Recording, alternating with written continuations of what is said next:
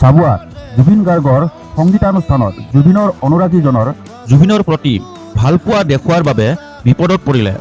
দৰাচলতে চাবুৱাত জুবিনে সংগীত পৰিৱেশন কৰি থকা সময়তে জুবিন অনুৰাগী মহিলা গৃহৰক্ষী এজনে মঞ্চত উঠি গৈ মৰম আৰু আৱেগিক হৈ জুবিনক সাৱটি ধৰে আৰু নিজৰ ভাল পোৱা গান গাবলৈ অনুৰোধ কৰে।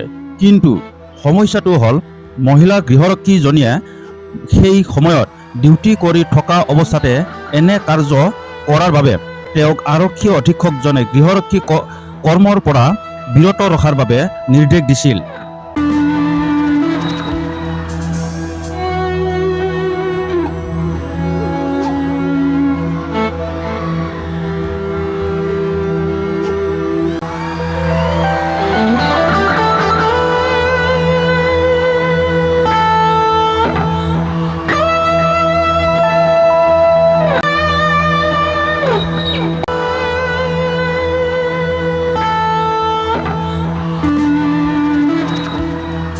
মিলি এই গানটো তাৰ কাৰণে গাইছো আজি।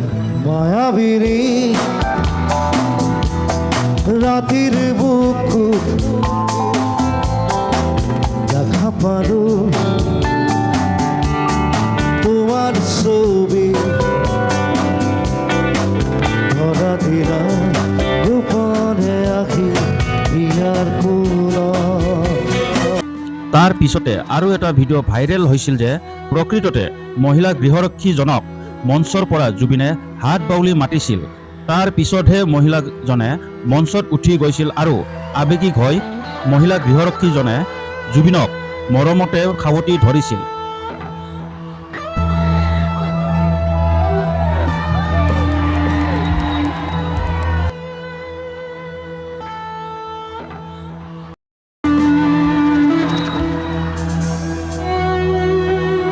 এতিয়া কথাটো হ'ল যে যিকোনো কৰ্মত কৰ্মৰত ব্যক্তিজনে নিজৰ অনুৰাগীজনক সাৱটি ধৰাটো ভুল হয় নেকি?